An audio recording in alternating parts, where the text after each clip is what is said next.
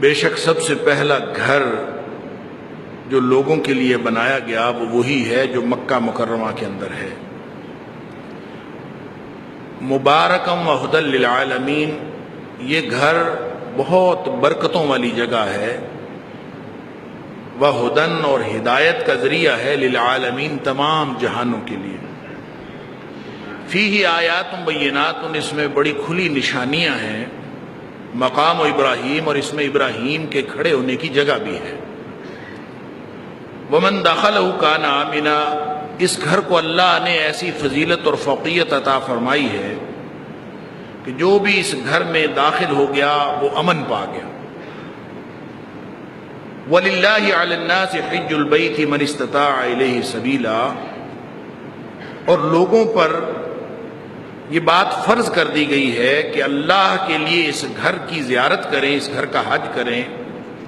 من استطاع الیہ سبیلا، جو بھی اس گھر کی طرف جانے کا، اس رستے کی استطاعت رکھتا ہو۔ ومن کفر، اور جو کوئی کفر کرے، فإن اللہ غنی عن العالمین، تو اللہ تمام جہانوں سے بے پرواہ ہے، بے نیاز ہے، اللہ کو کسی کی کوئی ضرورت نہیں۔ صدق اللہ العظیم۔ اللہ کے نام پر قربانیاں کرنے اور اللہ کے گھر کی زیارت یعنی حج کرنے کا موسم، اس کی آمد ہے۔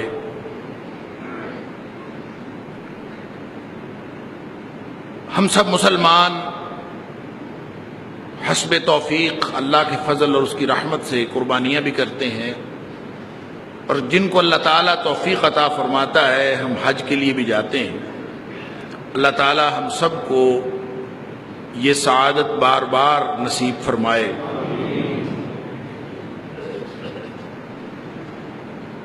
سوچنے کی بات یہ ہے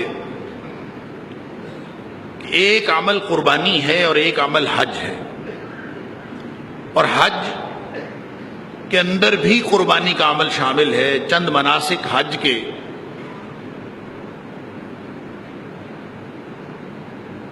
چند مخصوص مقامات پر مخصوص اعمال کر لینے کا نام حج ہے، مخصوص دنوں کے اندر۔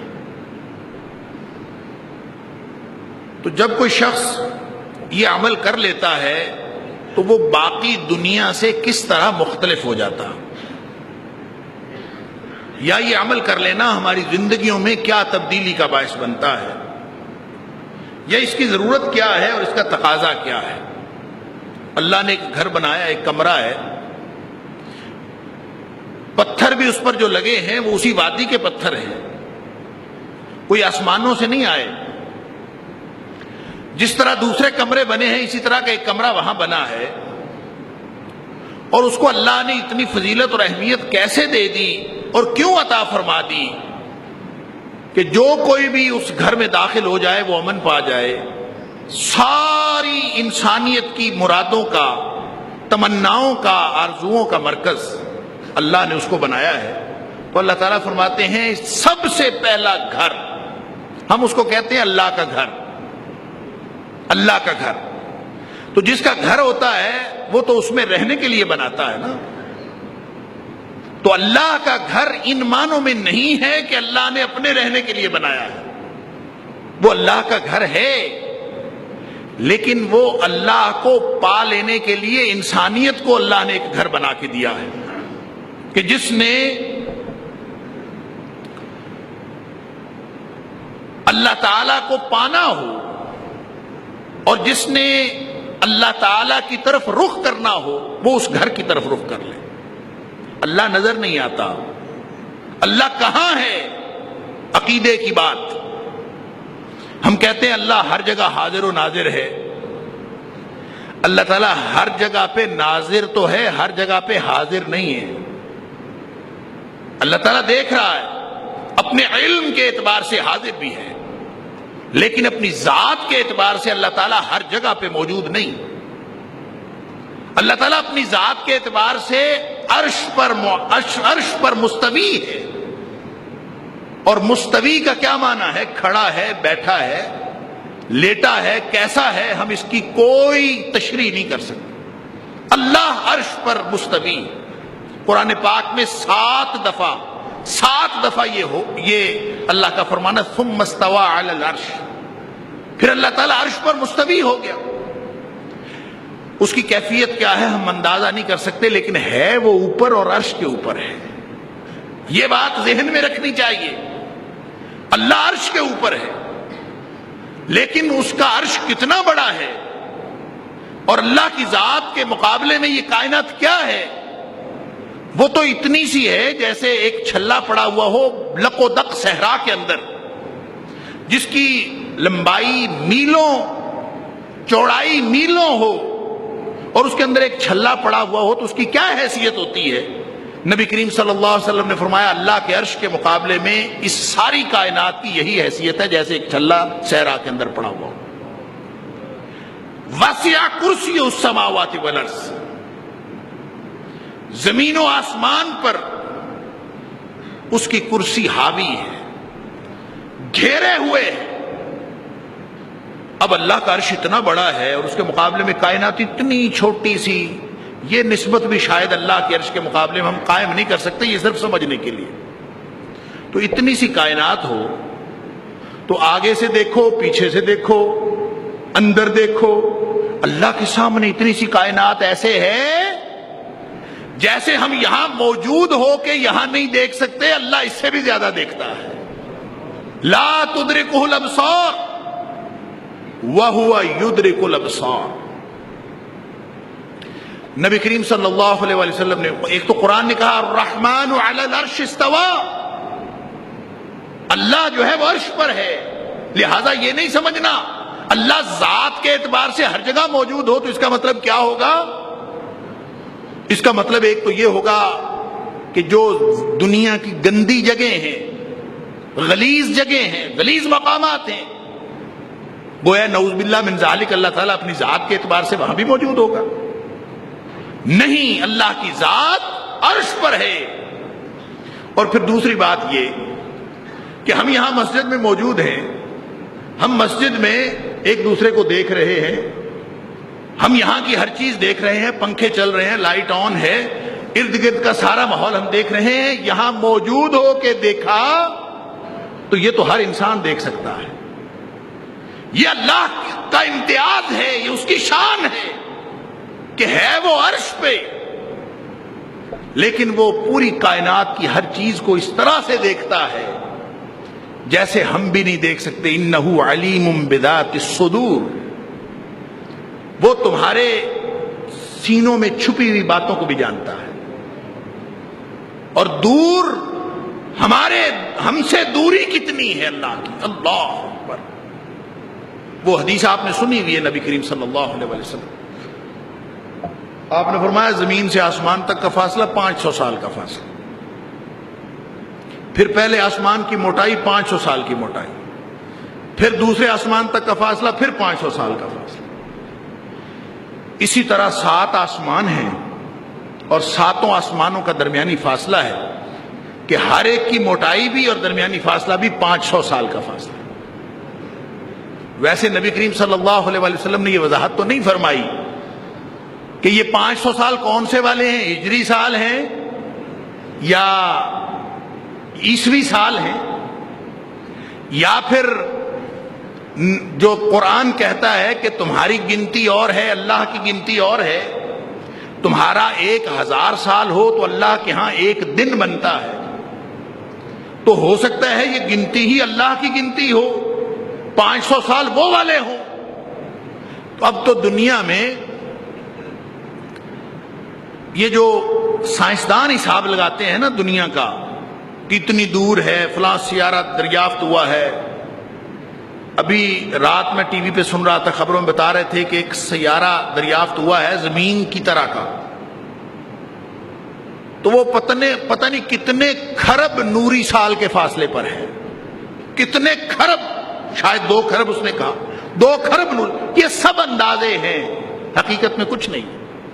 اور نوری سال جب سائنسدان کہتے ہیں اس کا مطلب پتہ کیا ہوتا ہے؟ نوری سال کا مطلب یہ ہوتا ہے کہ جتنا فاصلہ روشنی 1 سال میں طے کرے وہ نوری سال. لائٹ ایئر اس کو کہتے ہیں. تو روشنی ایک سال میں کتنا فاصلہ طے کرتی ہے اس کا حساب آپ خود لگا لیجئے. سائنسدانوں نے بتایا ہے کہ روشنی ایک سیکنڈ میں 1,86,000 میل سفر طے کرتی. ایک سیکنڈ میں جو 1,86,000 میل سفر طے کرتی ہے وہ ایک منٹ میں کتنا کرے گی, پھر وہ ایک گھنٹے میں کتنا کرے گی, ایک دن میں, ایک ہفتے میں, ایک مہینے میں, اللہ اکبر, ایک سال میں, اور پھر 500 سال, اور پھر 500 سال بھی پہلے آسمان تک, پھر آسمان کی موٹائی, اللہ اکبر, وہم و گمان سے بھی مابرا چیز. لا تدرک الابصار وهو یدرک الابصار. پھر اوپر نبی کریم صلی اللہ علیہ وسلم فرمایا 7ویں آسمان سے 500 سال اوپر جائیں. کون جائے بھائی؟ اللہ. نہ کسی کی عمر, نہ کسی کی طاقت, کیسے جائے؟ یا معشر الجن والانس ان استطعتم ان تنفذوا من اقطار السماوات والارض فانفذوا. جو نکل سکتا ہے اس زمین کے گلوب, اس گولے سے اتر سکتا ہے, جو اس آسمان کے دائرے سے باہر نکل سکتا ہے, فانفذوا, نکل کے تو دکھاؤ. کون نکل سکتا؟ لا تنفذون الا بسلطان.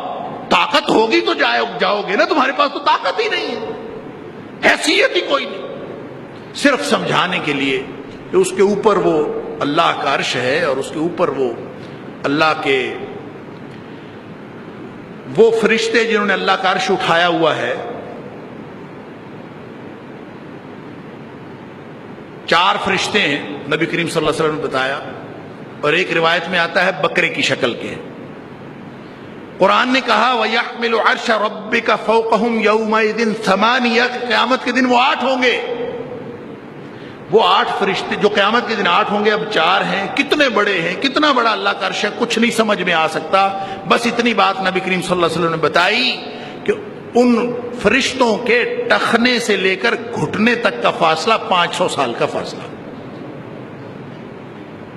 لیکن اس کے اوپر کہیں اللہ کا عرش کتنا بڑا, کچھ سمجھ نہیں. کتنی بڑی اللہ کی ذات, وہم و گمان سے بالا. لیکن یعلم ما بین ایدیہم وما خلفہم, وہ تمہارے سامنے کی چیزیں بھی جانتا ہے, تمہارے پیچھے کی چیزیں بھی جانتا ہے. وہ ذات جو عرش پہ ہے وہ عرش سے دیکھتی ہے, سنتی ہے. اجیب دعوت الداعی اذا دعان. بلکہ کالی رات میں کالے پتھر پر کالی چیونٹی چل رہی ہو تو وہ اس کو بھی دیکھتا ہے اور اس کے پاؤں کی آہٹ بھی سنتا ہے. یہی اس کا امتیاز ہے. اس کے سامنے کائنات بالکل سمٹی ہوئی, سکڑی ہوئی, ہو سکتا ہے ایک نقطے کی بھی حیثیت نہ رکھتی ہو. تو اس کو گھر کی کیا ضرورت ہے؟ اس کا گھر کہاں ہو سکتا ہے, اس کا گھر کتنا ہو سکتا ہے جس کی ذات کا ہم احاطہ ہی نہیں کر سکتے, تصور بھی نہیں کر سکتے. اللہ اکبر. تو اللہ نے گھر بنایا ہے. ان اول بیت وضع للناس. سمجھنے کی بات یہ ہے کہ گھر اللہ نے بنایا ہے. اللہ کا گھر اس لیے ہے کہ اللہ نے بنایا ہے. بنایا کس کے لیے ہے؟ للناس. اس کو ضرورت نہیں ہے گھر کی, ہمیں ضرورت ہے. اللہ اکبر. بس یہیں سے وہ کہانی شروع ہوتی ہے کہ اللہ نے یہ گھر بنایا کس کے لیے؟ انسانیت کے لیے. وضع للناس. اب ذرا اس کو اس کے ساتھ جوڑ لیجئے, وضع للناس کو. اب باقی ساری اس کی فضیلتیں ہیں, اس کی جو قدر و منزلت ہے وہ احادیث کے اندر بھی بہت بیان ہوئی.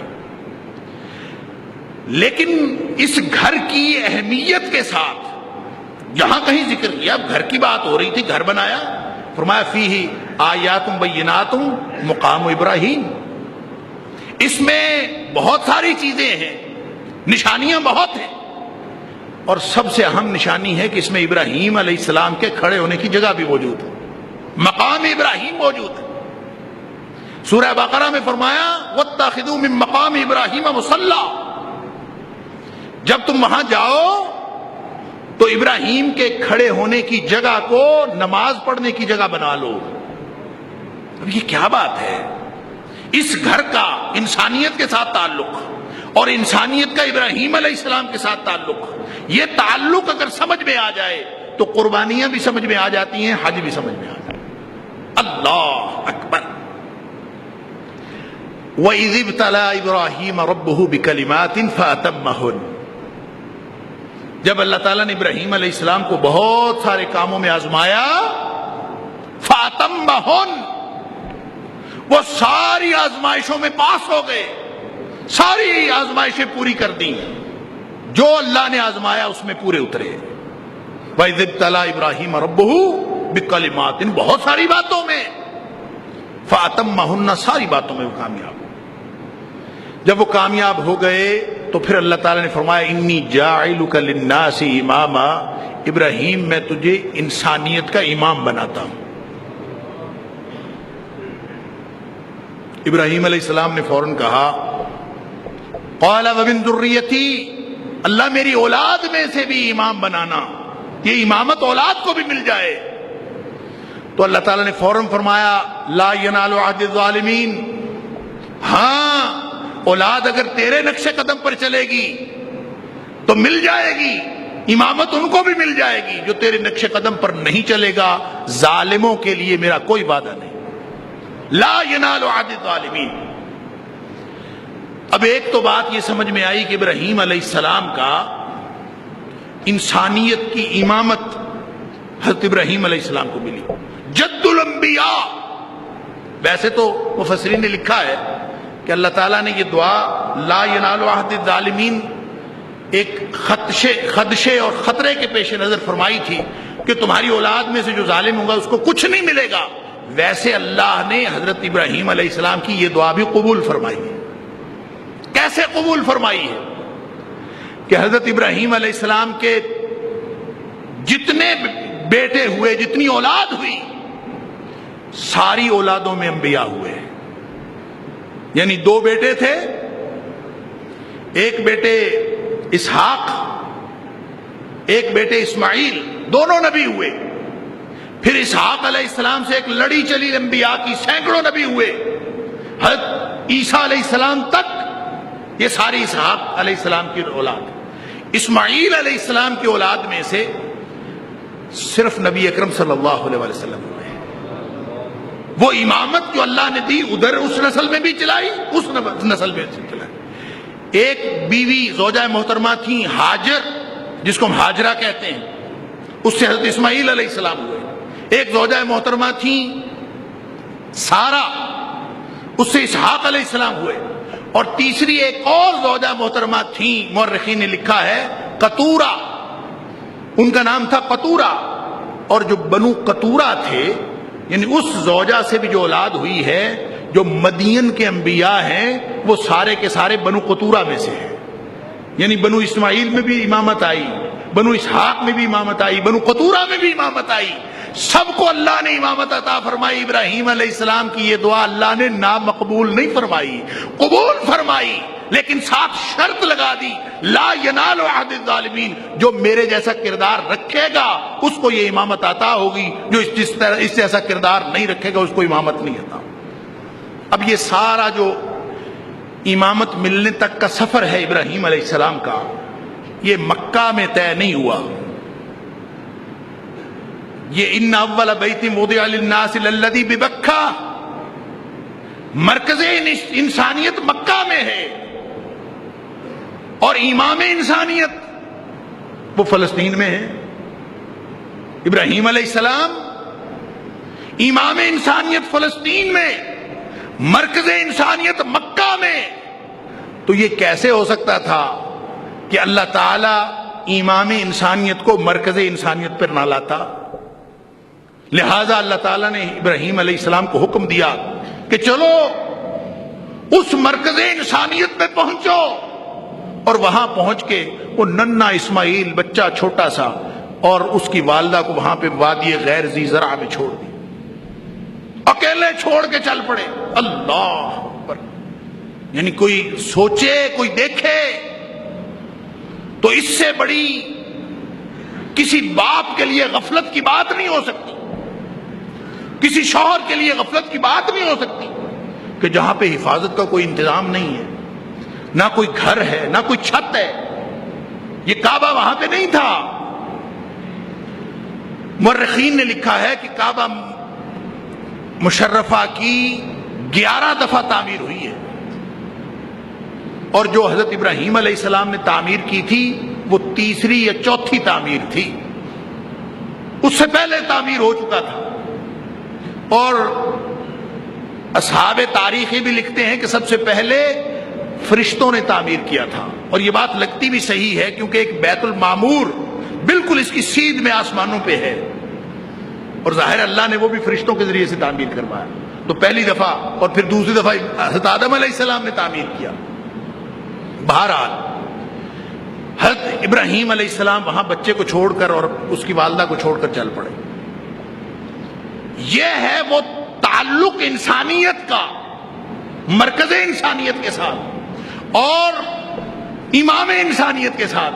اب ابراہیم علیہ السلام وہاں چھوڑ کے چلے گئے تو وہ بخاری شریف کی حدیث یاد ہے نا، جب وہ چھوڑ کے جا رہے تھے تو اماں ہاجرہ اتنی پریشان تھیں، اتنی پریشان تھیں، اس بابے کو کیا ہو گیا ہے؟ 100 سال کی عمر میں اللہ نے بیٹا دیا تھا، 100 سال کی عمر میں، تو بچے کو اور اس کی ماں کو چھوڑ کے جا رہے ہیں، پریشانی کے عالم میں پیچھے بھاگی ہیں۔ ابراہیم کیوں چھوڑ کے جا رہے؟ کیا مسئلہ؟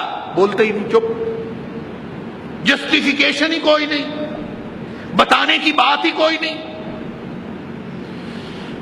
اللہ اکبر۔ ہمیں یہ بات بڑی آسان لگتی ہے اس لیے کہ ہمارے اوپر بیتی نہیں ہے۔ ذرا کبھی کوشش تو کریں اس کو سمجھنے کی۔ سمجھنے کے لیے میں اکثر اپنے شاگردوں سے کہا کرتا ہوں کہ کبھی اپنے گھر میں اپنے اہل خانہ کو، بھرے پورے گھر میں سارے کے سارے وسائل انتظامات موجود ہیں، ہر چیز، راشن موجود ہے، ٹیلی فون بھی موجود ہے اور سارے رابطے موجود ہیں، اس سب کے باوجود اپنے گھر کو ذرا 1 مہینے کے لیے چھوڑ کے تو دیکھیں، کیا امکان ہے؟ بغیر کسی جسٹیفیکیشن کے چھوڑ کے تو دیکھیں۔ اللہ اکبر۔ پوچھتی جاتی ہیں پیچھے سے، کس کے سہارے چھوڑ کے جا رہے ہو؟ جنگل بھی امان، نہ آدم نہ کوئی آدمزاد، کوئی آ کے، کوئی درندہ آ کے ہمیں نقصان پہنچا جائے، کچھ ہو جائے، کوئی ڈاکو آ جائے، کتنے خطرات ہیں۔ چپ۔ بالآخر سمجھ آئی کہ یہ تو، اب دیکھیں نا، ایک زندگی کا پورا مشن ہوتا ہے، پوری زندگی کا ایک مزاج ہوتا ہے۔ تو حضرت ہاجرہ جس کو ہم کہتے ہیں، پوچھتی ہیں، اللہ امرک بہذا،